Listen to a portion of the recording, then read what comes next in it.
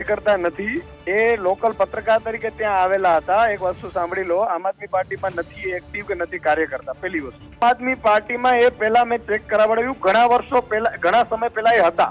અત્યારે આમ આદમી પાર્ટીમાં કોઈ હોદ્દેદાર નથી કે નથી એમણે કામ કર્યું, તો રાજીનામું ક્યારથી આપી દીધેલું છે।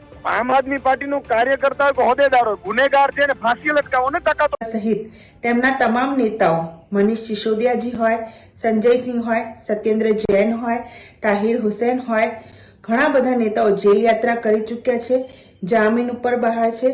ગુજરાતમાં પણ એમનું પ્રદેશ નેતાગીરી, બધા લોકો જામીન ઉપર જ બહાર છે। અને આ સમયે જે ઈડીની નકલી અધિકારીઓ પકડાયા છે એમાં આમ આદમી પાર્ટીના હોદ્દેદારો હોય તો એ કોઈ નવાઈની વાત નથી। જે પાર્ટીની વિચારધારા ઠગ પ્રવૃત્તિ કરવી, ભ્રષ્ટાચાર કરવું, કૌભાંડ કરવું, માતા બહેનો ઉપર આક્રમણ કરવા, એ પ્રકારની હોય, આનાથી વધારે કોઈ અપેક્ષા ન રાખી શકાય। હર્ષ સંઘવીજી અને ગુજરાત પોલીસને હું ધન્યવાદ આપું છું કે ગુજરાતની પ્રજાને આવા નકલી ઈડીના અધિકારીઓથી બચાવવા માટે એમણે સક્ષમ